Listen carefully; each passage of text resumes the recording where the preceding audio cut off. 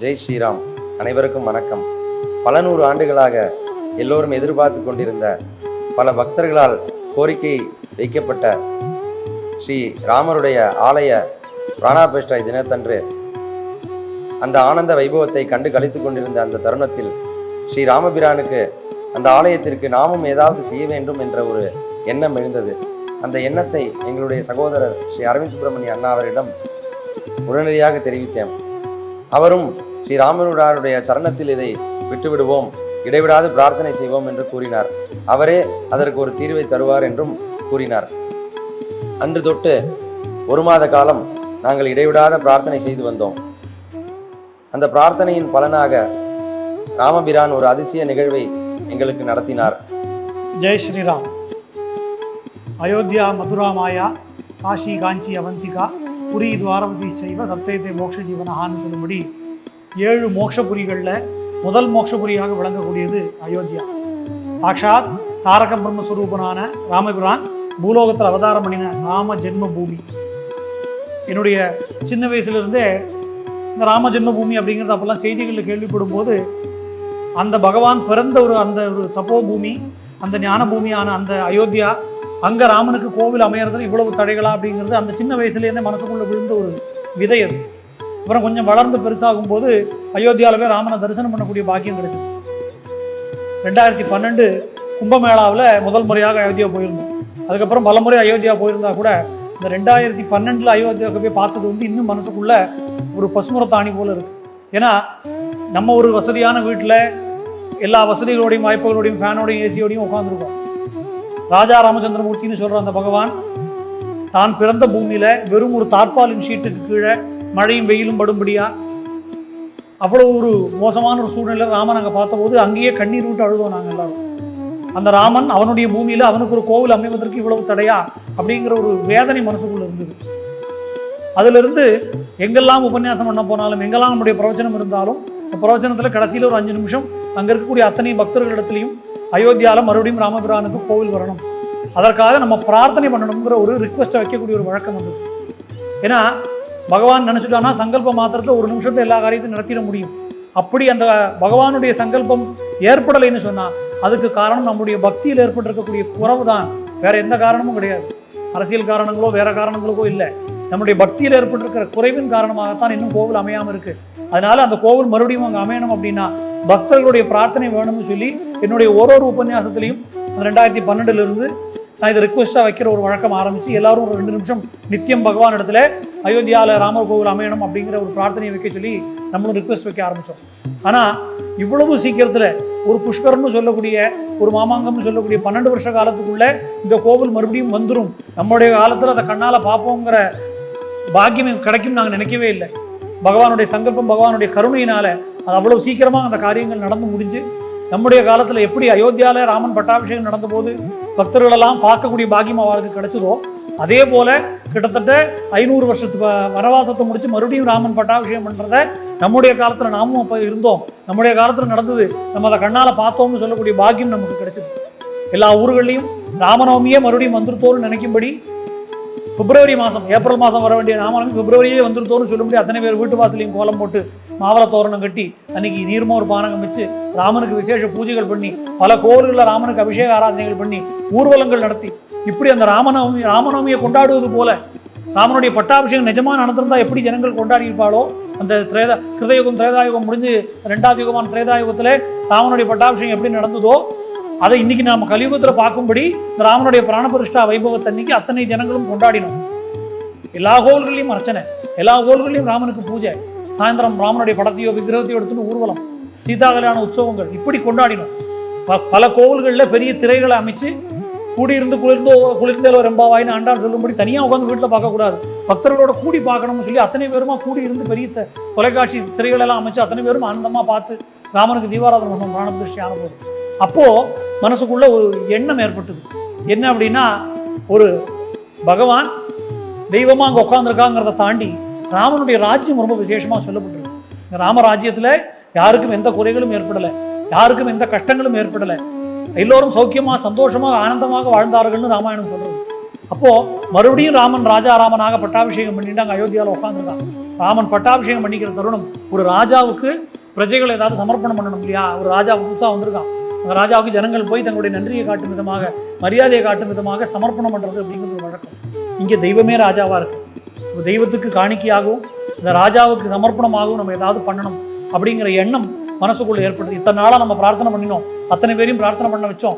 அந்த பிரார்த்தனை, அத்தனை பேருடைய பிரார்த்தனையுடைய பலனாக ராமன் இந்த ஒரு பலனை நமக்கு நம்ம கண்ணால் பார்க்குற, நம்முடைய காலத்தை பார்க்குற பாக்கியத்தை கொடுத்துருக்கானே, அந்த ராஜா ராமனுக்கு பதிலுக்கு நம்ம ஏதாவது பண்ணணுங்கிற எண்ணம் ஏற்பட்டது. இந்த எண்ணம் ஏற்பட்டு ராமனுக்கு என்ன கொடுக்கணும்னு நமக்கு தெரியாது. அவன் பகவான், நம்ம சாதாரண மனிதர்கள், நம்மளால் பகவானுக்கு என்ன கொடுத்துட முடியும்? நம்ம கொடுக்குற விஷயம் ஒரு விஷயமே கிடையாது அப்படின்னு நினச்சி இந்த எண்ணம் வந்துட்டு இருக்கிற நேரத்தில் என்ன பண்ணலாம், யாரை அப்ரோச் பண்ணுறது, எப்படி கொடுக்குறதுங்கிற தெளிவு இல்லை. பகவானே அதுக்கு வழிவிடணுங்கிற ஒரு எண்ணம் ஏற்பட்டிருந்த போது தான் நம்முடைய சகோதரர் கணேஷ் என்கிட்ட ஃபோன் பண்ணி அவருக்கும் இதே போல் ஒரு எண்ணம் இருக்குது அப்படிங்கிற ஒரு விஷயத்த சொன்னார். அப்போ நான் சொன்னேன், என்ன பண்ணுறது நமக்கு தெரியாது, ராமனிடத்திலேயே பிரார்த்தனை பண்ணுவோம். நம்மகிட்டேருந்து என்ன வாங்கிக்கணும், நம்மளால் என்ன பண்ண முடியுங்கிறது ராமனுக்கு தெரியும். அவனுக்கு என்ன வேணுங்கிறத அவன் உணர்த்துவான். நம்முடைய வேலையை பிரார்த்தனை பண்ணுறது, அவனுடைய வேலையை அனுகிரகம் பண்ணுறது. அதனால் பிரார்த்தனை பண்ணி நம்ம காத்திருப்போம், நமக்கான பதிலை ராமன் சொல்லுவான் அப்படின்னு சொல்லி நான் சொன்னேன். இடைவிடாது பிரார்த்தனை செய்து வந்தோம். மீண்டும் ஒரு நாள் அண்ணாவிடம் இதை குறித்து பேசிக் கொண்டிருக்கும் பொழுது, ராமரே ஏதாவது ஒரு நிகழ்வு மூலமாக நமக்கு அனுகிரகம் செய்தால் நன்றாக இருக்குமே என்று கலந்துரையாடினோம். அன்றிலிருந்து 3வது நாள் பகவான் ஒரு அதிசய நிகழ்வை நிகழ்த்தினார். எங்கள் உறவினருடைய ஒருவருடைய கனவில் தோன்றி அவரை கர்ப்பகிரகத்துக்கு அழைத்து சென்று அங்கே இருக்கும் மூலராமரை பூஜிப்பதை போல் அனுகிரகம் செய்து உற்சவங்கள் கொண்டாடவும் பக்தர்கள் வழிபடுவதற்காகவும் மூலராமரை போன்றே ஒரு உற்சவமூர்த்தியை செய்து சமர்ப்பணம் செய்ய அவருக்கு உணர்த்தினார். அவர் உடனடியாக அதை எங்களிடம் தெரிவிக்க இந்த உற்சவமூர்த்தி செய்யும் திருப்பணியை நாங்கள் தொடங்கினோம். ஆனால் ஆத்மார்த்தமான பிரார்த்தனை வைக்கும்போது பகவான் அதுக்கு உண்டான பதிலை கொடுக்குறான் அப்படிங்கிறதுக்கு இந்த விஷயம் ஒரு பெரிய சாட்சியாக அமைஞ்சது. என்ன அப்படின்னா, நாம் பிரார்த்தனை பண்ணுவோம், ராமன் அதுக்கான பதிலை அவனே சொல்லுவான்னு நான் ஒரு தைரியத்தில் சொன்னேனே ஒழிஞ்சு என்ன நடக்க போகிறதுன்னு யாருக்கும் தெரியாது. நாங்கள் தொடர்ந்து எல்லாருமே பிரார்த்தனை பண்ணிட்டு வந்தோம். எங்களை மாதிரி எண்ணங்கள் கொண்ட ஒரு 4-5 பேர் இதை எப்படியாவது நமக்கு பகவானுக்கு ஏதாவது பண்ணணுங்கிற எண்ணத்தோடு இதை பண்ணிட்டு இருந்தோம். இதில் என்ன ஒரு அதிசயம் அப்படின்னா, எங்கள் உறவினர் ஒருவருக்கு ஒரு கனவு வருது. இந்த கனவு எங்களுக்கு யாருக்காக வந்திருந்தா கூட இதை நம்ம அதையே சிந்தனை பண்ணுறோம், அதனால நமக்கு அந்த கனவு வந்ததுன்னு கூட சொல்லலாம்.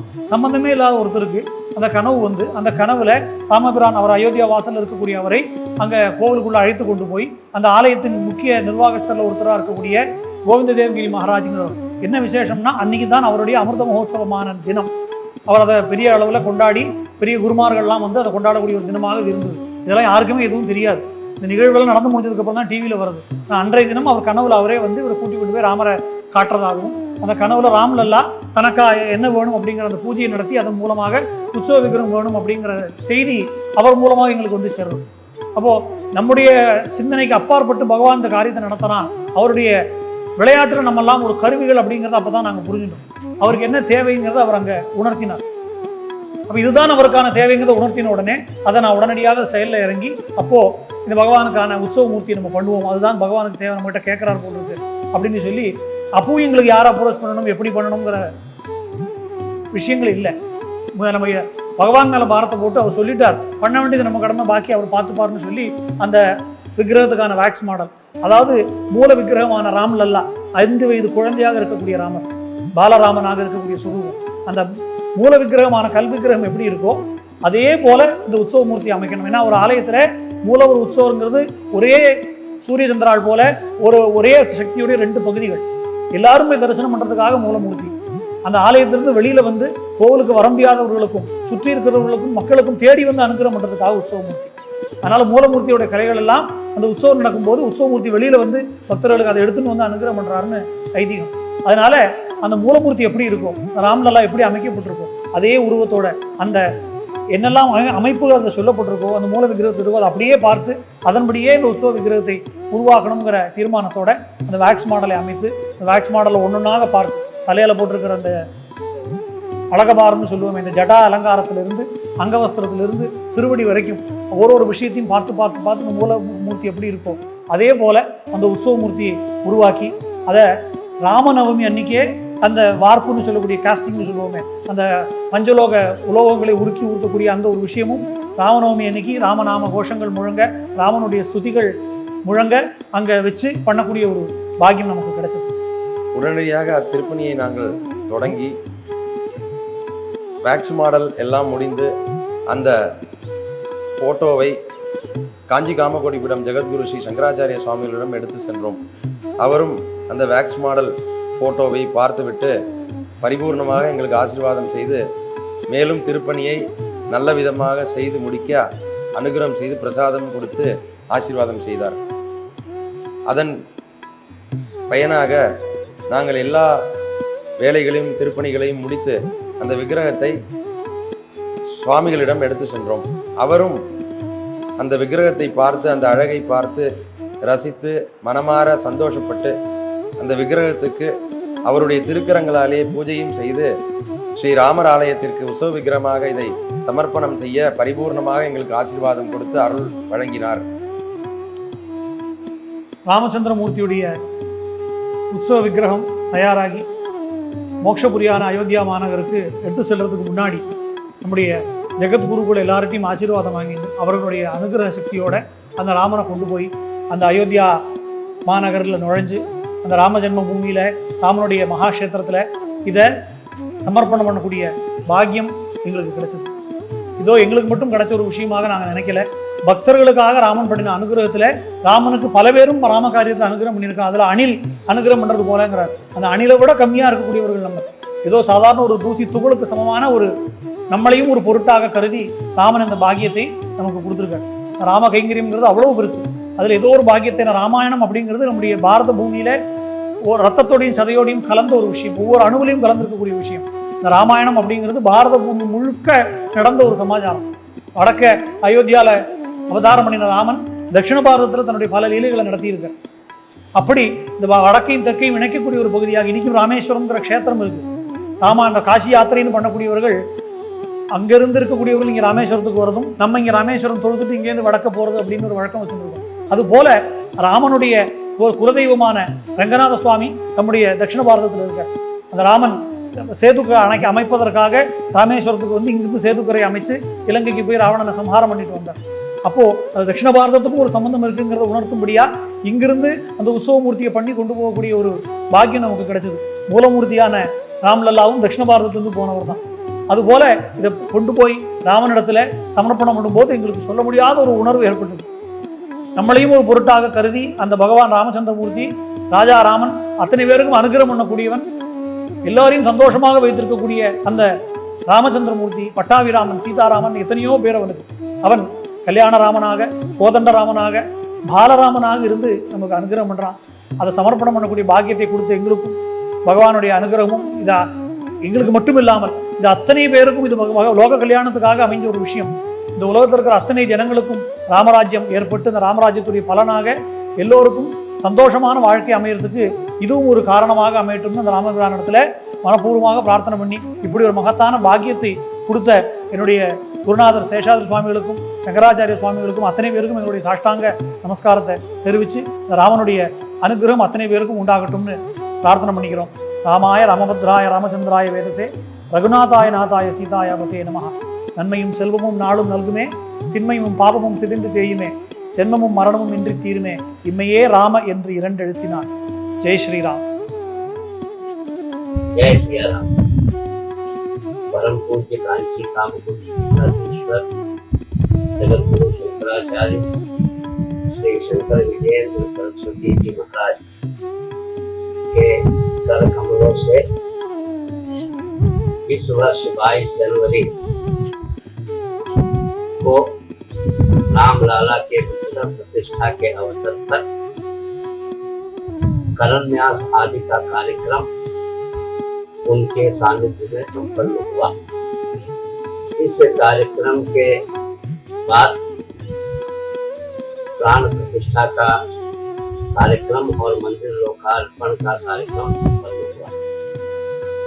पूज्य शंकराचार्य जी के आशीर्वाद से अरविंद सुब्रमण्यम एवं गणेश नागराज परिवार के सदस्यों में से एक को भगवान राम लाला स्वप्न में दर्शन देकर जल प्रतिमा का निर्माण के लिए आज्ञा दिया।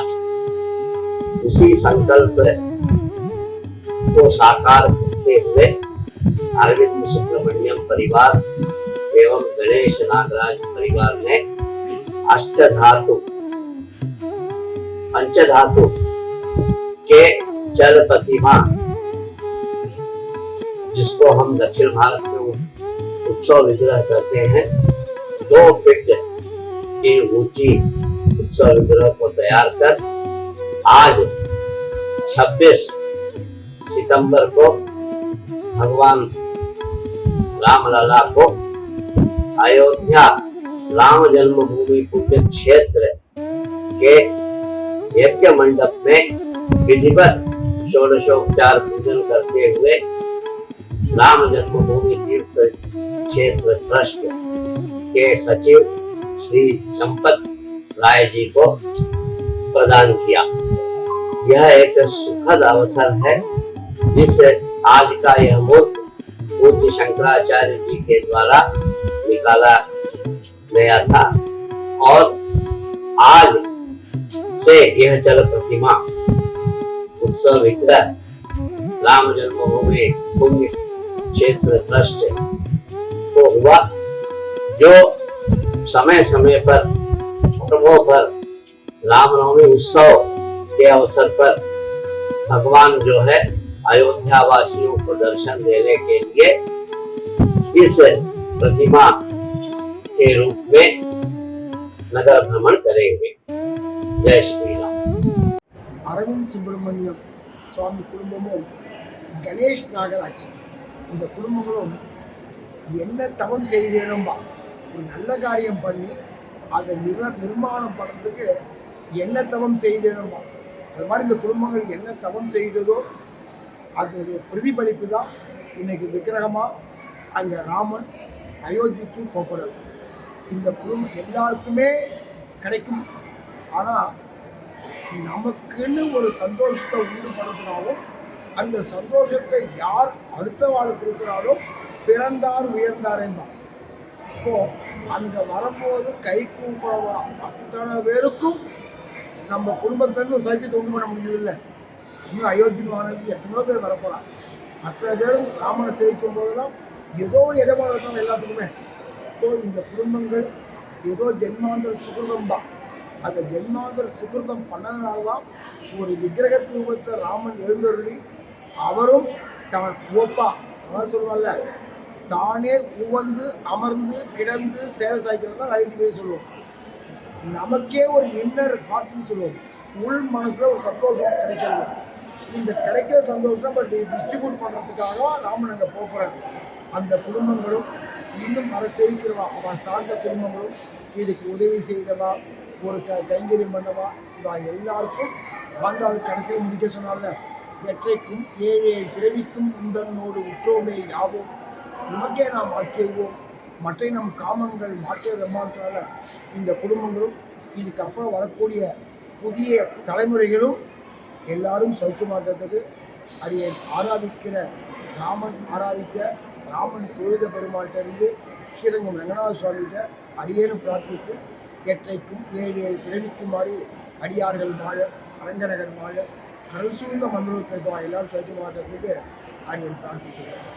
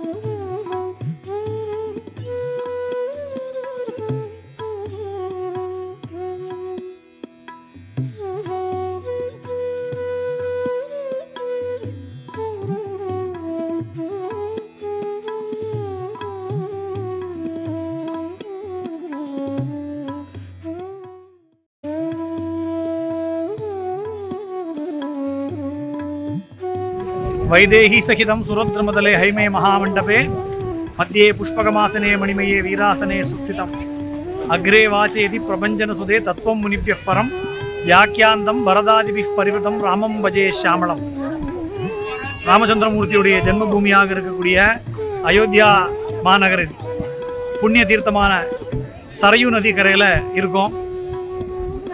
இன்னைக்கு பகவானுடைய ஒரு பரிபூர்ணமான அனுகிரகம், பகவானுடைய பரம கருணையினால ராம்லல்லாவுடைய கும்பாபிஷேகம் ஆனது நம்ம எல்லாருக்கும் தெரியும். பிராணபிரதிஷ்ட உற்சவத்தில் அந்த குழந்தை ராமனை நம்ம பார்த்தோம்.